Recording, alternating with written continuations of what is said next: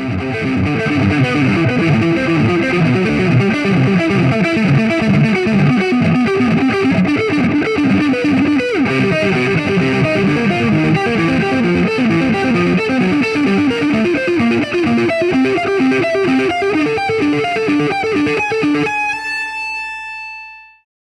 everyone, so I wanted to talk to you today about triads and some exercises that you can incorporate into your playing. Basically, triads are 3-note chords. So most of the music that we're all familiar with, like jazz, rock, funk, metal, country, all these different styles have triads in them. So all these kind of chords like C major, G, D, A, E, all these very common chords are 3-note chords. I want to just show you a couple shapes that you can take and move all over the guitar. To begin with, let's start with a G major triad with our first finger on the 3rd fret, going up to the 5th fret on the A string, our second finger on the G string on the 4th fret. That's a G major triad. Then we're going to move to D major, which means that your first finger will go to the 2nd fret on the low E, your 4th finger on the A string on the 5th fret, and your first finger on the 2nd fret on the G string. We're going to go between those two like this.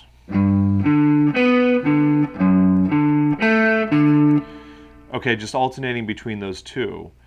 I would recommend doing this with alternate picking, going down, up, down, up, down, up, down, up. Let's try that together at 80 beats per minute doing 8th notes. Here we go. 1, 2, 3, 4.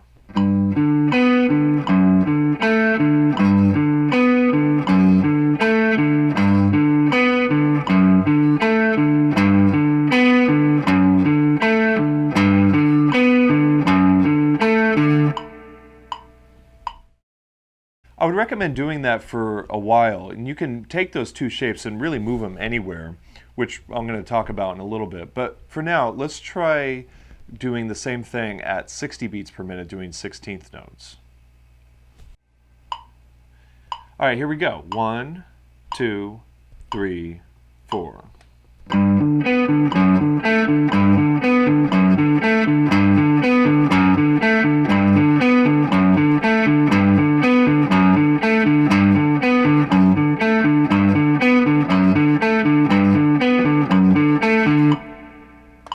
Once you get comfortable just going between G major and D major, what we're going to do is we're going to take those two shapes and move them up the neck, which means that we're going to be moving through some different keys, which creates excitement in the listener's ear. What we're going to do is we're going to go D major to G major, then E major to A major, then G major to C major, A major to D major, C major to F major, then D major, back to G, an octave above. So here's the example in time doing 16th notes at 60 beats per minute.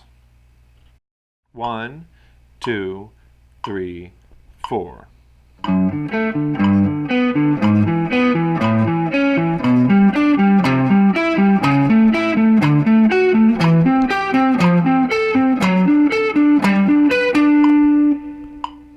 As you're moving up and going between these two shapes, you have a couple options. You can just stay in one zone and just go between the two.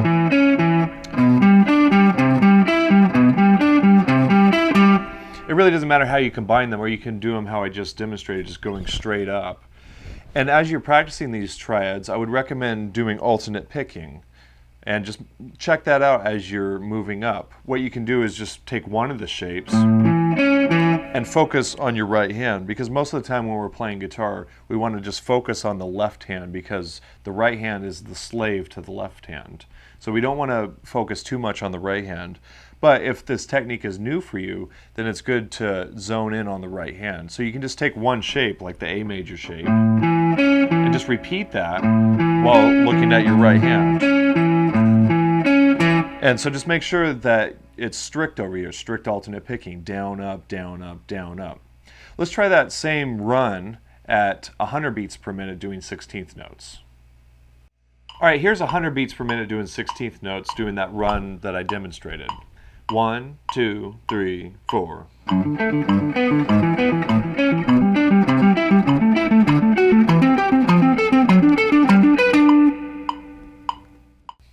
All right, let's try an extreme tempo with this. Let's do 132 beats per minute. And I say extreme because it's extreme for me. It's sort of the edge of my technique. All right, so here we go. 1, 2, 1, 2, 3, 4.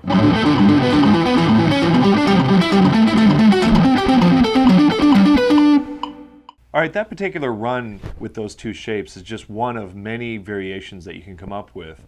I would highly recommend combining them in whatever way you can imagine, repeating some of them over and over, or taking them to different frets, and just have fun with it. And while you're getting familiar with those two shapes, you're developing alternate picking technique, and in addition to that, you're working on string skipping. All right, I hope that was helpful. I'll be posting another video hopefully soon. All right, thanks a lot.